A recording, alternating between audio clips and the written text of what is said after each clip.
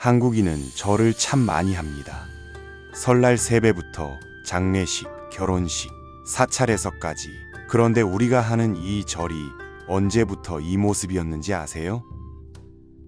놀랍게도 지금 우리가 하는 절 방식은 고작 400년 정도밖에 안 됐습니다. 그 전에는 완전히 다른 방식으로 절을 했거든요.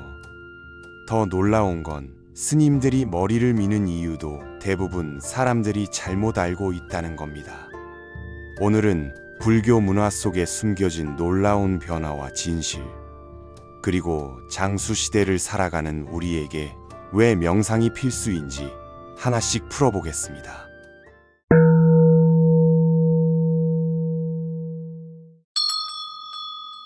먼저 절 이야기부터 시작해볼까요? 고구려 벽화를 보면 재밌는 장면이 나옵니다.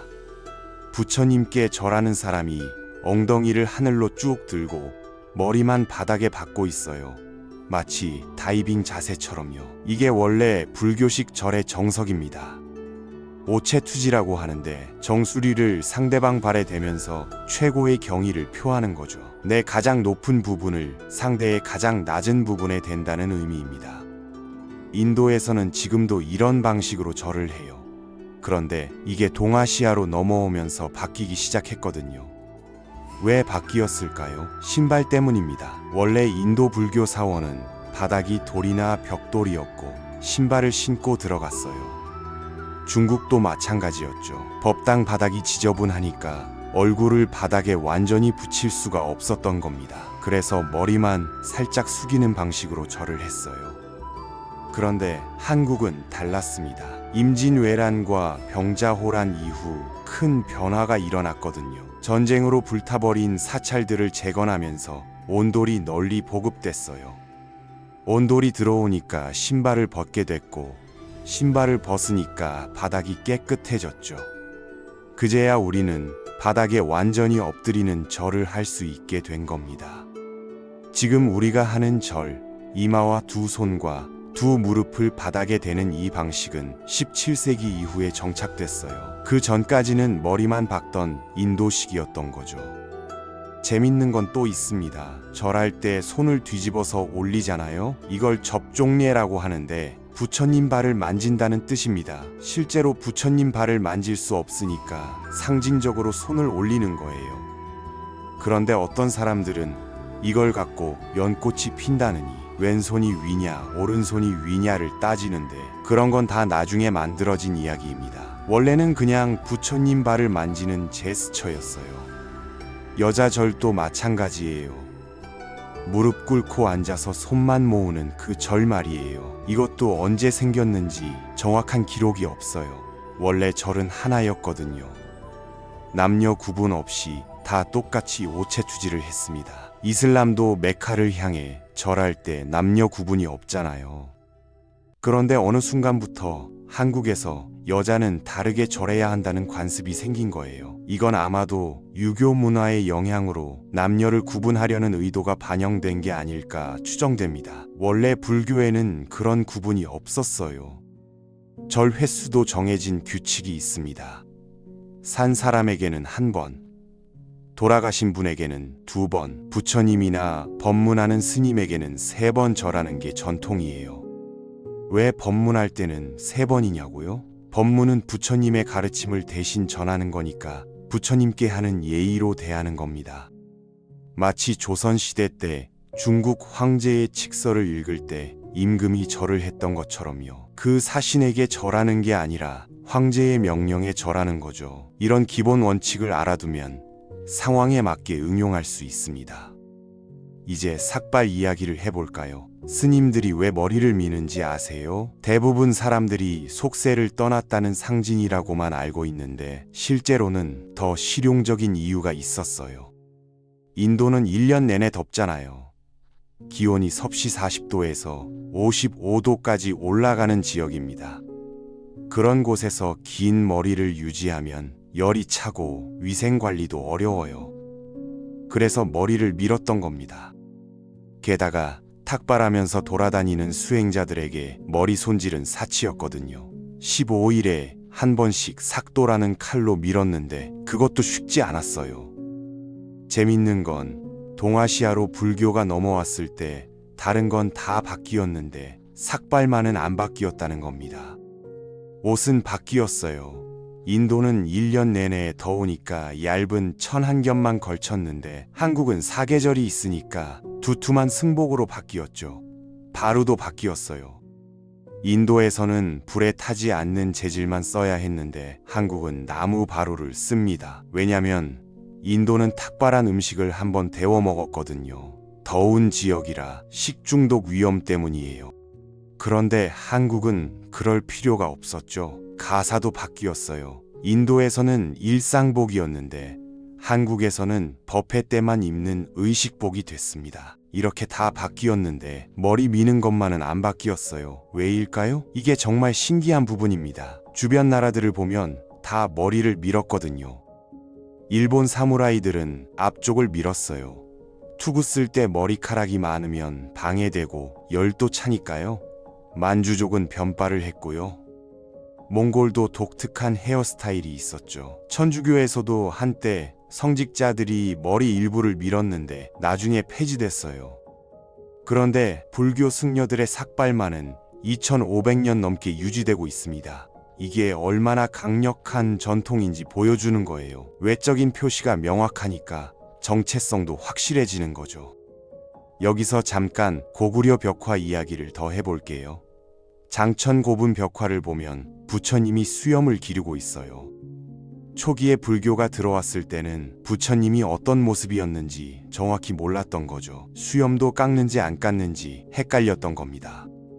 나중에 가서야 수염도 함께 정리한다는 걸 알게 됐고요. 스님들은 보통 15일에 한 번씩 머리와 수염을 함께 밀었어요. 그래서 대부분 스님들 수염이 짧게 자란 상태였을 겁니다. 지금처럼 매일 면도하는 시대가 아니었으니까요. 이제 명상 이야기로 넘어가 볼까요? 불교를 한마디로 정의하면 명상하는 종교입니다. 부처님이 보리수 아래에서 명상으로 깨달음을 얻었고 그 전통이 2500년 넘게 이어져 왔거든요. 조계종의 선수행도 바로 이 명상 전통이에요. 그런데 아이러니하게도 전 세계가 명상 열풍인데 정작 명상의 본고장인 한국 불교는 이걸 제대로 알리지 못하고 있어요.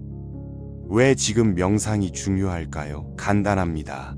우리가 너무 오래 살게 됐기 때문이에요. 통계청 자료를 보면 2024년 기준 한국인 평균 수명이 84세입니다. 1970년만 해도 62세였어요. 50년 만에 20년 이상 늘어난 겁니다. 문제는 건강 수명이에요. 실제로 건강하게 사는 기간은 73세 정도밖에 안 돼요. 그 말은 마지막 10년 이상을 질병이나 장애를 안고 산다는 뜻이죠. 더 심각한 건 정신 건강입니다. 65세 이상 노인 우울증 유병률이 30%가 넘어요. 치매 환자도 100만 명을 돌파했고요. 왜 이런 일이 벌어질까요? 우리 몸은 진화적으로 50년에서 60년 정도 살도록 설계됐기 때문입니다. 그런데 의학 발달로 갑자기 80년, 90년을 살게 된 거예요. 몸은 버티는데 정신이 못 버티는 겁니다. 근육은 30대 이후부터 매년 1%씩 감소한다는 거 다들 아시죠? 그래서 요즘 헬스장이 넘쳐나잖아요. 그런데 뇌도 마찬가지예요. 정신근육도 쓰지 않으면 퇴화합니다. 그런데 정신근육을 키우는 사람은 거의 없어요. 몸 운동은 하는데 마음 운동은 안 하는 거죠. 명상이 바로 그 마음 운동입니다. 연구 결과를 보면 명상을 꾸준히 하면 뇌의 회백질이 증가해요.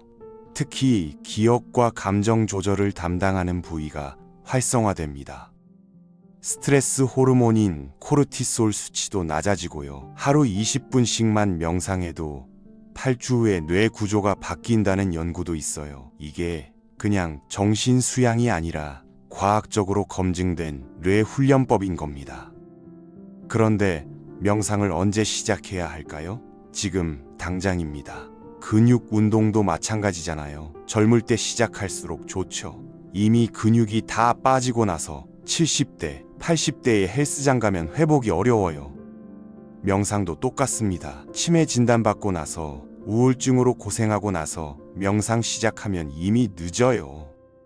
뇌가 유연한 40대, 50대에 시작해야 나중에 효과를 봅니다. 지금 60대, 70대라고요? 그래도 늦지 않았어요. 지금이라도 시작하면 10년 후, 20년 후가 달라집니다. 명상의 목적이 뭘까요? 행복입니다. 그냥 행복이 아니라 흔들리지 않는 행복이에요. 우리가 일상에서 느끼는 행복은 하루에도 몇 번씩 바뀌잖아요. 복권 당첨되면 행복하고, 시험 잘 보면 행복하고, 맛있는 거 먹으면 행복하죠. 그런데 이런 행복은 금방 사라져요. 조건이 바뀌면 불행해지거든요. 진짜 행복은 조건에 좌우되지 않는 겁니다. 시험 결과가 어떻든, 날씨가 어떻든, 통장 잔고가 얼마든 흔들리지 않는 마음 상태. 이게 불교에서 말하는 진정한 행복이에요. 맹자는 40세에 부동심을 얻었다고 했어요. 어떤 상황에서도 마음이 흔들리지 않는 경지죠. 여러분은 몇 살인가요? 40세가 넘었다면 스스로에게 물어보세요. 나는 부동심을 얻었는가? 대부분은 아니라고 답할 겁니다. 왜냐고요? 훈련을 안 했으니까요. 명상이라는 훈련 없이 저절로 마음이 평온해지지 않아요. 근육도 운동해야 생기는 것처럼 마음의 평화도 연습해야 얻어지는 겁니다. 100세 시대는 축복일 수도 있고 저주일 수도 있어요. 건강하고 행복하게 오래 사는 건 축복이지만 아프고 외롭고 우울하게 오래 사는 건 저주죠. 어떤 쪽이 될지는 지금 우리가 어떤 선택을 하느냐에 달려 있습니다. 몸 운동과 마음 운동 둘 다 해야 해요. 헬스장 다니면서 명상도 배우세요. 영양제 챙겨 먹으면서 마음 공부도 하세요. 그게 진짜 100세를 준비하는 자세입니다. 마지막으로 정리하면 이렇습니다. 절하는 방식도 시대에 따라 변했고 머리 미는 이유도 실용적인 배경이 있었어요. 겉으로 보이는 형식보다 중요한 건 그 안에 담긴 정신입니다. 절은 상대를 존중하는 마음이고 삭발은 욕심을 내려놓는 상징이에요. 명상은 흔들리지 않는 행복을 찾는 훈련이고요. 형식을 이해하되 집착하지 말고 정신을 배우되 현실에 적용하세요. 그게 지혜로운 삶입니다. 오늘 이야기가 여러분의 100세의 인생에 작은 도움이 되길 바랍니다.